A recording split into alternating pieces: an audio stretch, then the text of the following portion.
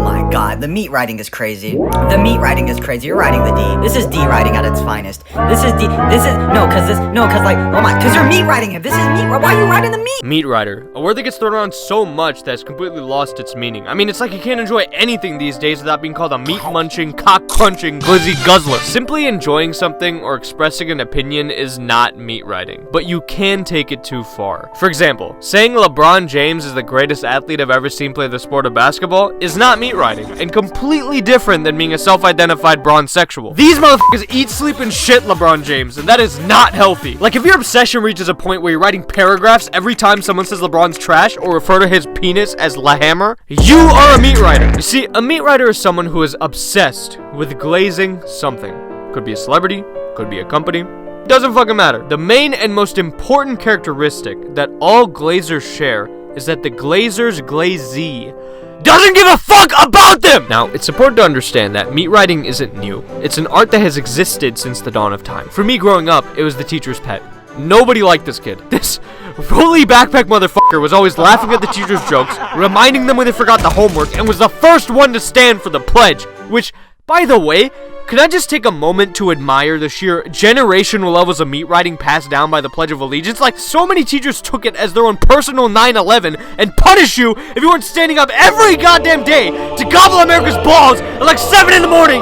First period PE! But nowadays, in the current state of social media and parasocial relationships, meat writing has gotten a lot more embarrassing. I swear to God, bro, the amount of jobless motherfuckers I've seen dick ride celebrities like it's their 9 to 5 is genuinely concerning. Like Elon Musk. People on the internet have been riding Elon's meat for years at this point, but ever since he bought Twitter, the guy has garnered a new breed of dick eaters, aka the blue check marks. Now, this is a little bit of friendly fire, but please hear me out. In just 1 year, Elon somehow tanked the already non-existent value of Twitter with the dumbest decisions imaginable. Yet literally every blue check mark on the app gargles his fucking nutsack any chance they can get. Who the hell is taking time out of their day to generate this shitty AI Elon fan art? This is just grown-ass dudes playing dolls and dress up with their own parasocial Jesus. Seriously, the way they talk about this dude is nothing short of a god. Literally anything he says, these meat writers will agree with. Could be the dumbest shit you've ever heard in your life. Like that one time he said shooting cops in GTA 5 was just too much for him and he couldn't finish the game. Like he had to put down the controller and reflect. Bro, you're playing Grand Theft Auto. Are you fucking stupid? Same here.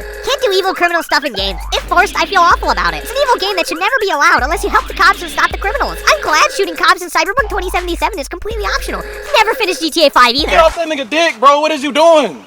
Taylor Swift. Now look, I think Taylor Swift's music is fine. Some of her songs I actually really like, but her meat writing fans are objectively the worst I've ever seen. Months ago, I remember watching the videos of them at concerts and movie theaters and thinking, this behavior's a little strange, a little culty, but let people have their fun, right? I wasn't aware that these absolute meat munchers are standing on the front lines ready to take a fucking bullet for her. Taylor makes a song about an ex-boyfriend, send the death threats. An animator makes a joke about the mindless worship of Taylor's fans, harass and send death threats. Just last year, a journalist was doxxed, harassed, threatened, and falsely accused of being a pedophile by an online horde of Taylor Swift dick riders for the crime of enjoying another concert a little more than hers. Why? Why is trying to frame people as child predators becoming the default response to win an online argument? Jesus Christ, just drop an IP address and call it a day. Then you got Kanye meat riders glazing his every move, licking the ground he walks on. I get it. He's a musical genius. He made Graduation, and he's obviously mentally ill. But these meat riders try to excuse all the insane shit he's been doing these past few years. Like, I'm convinced his next album could be the English translation of Mein Kampf with an AI guest feature from fucking Adolf Hitler, and his dick riders would still be like, that shit hard, bro. But what I find even more pathetic than meat riding someone you like is meat riding someone you hate.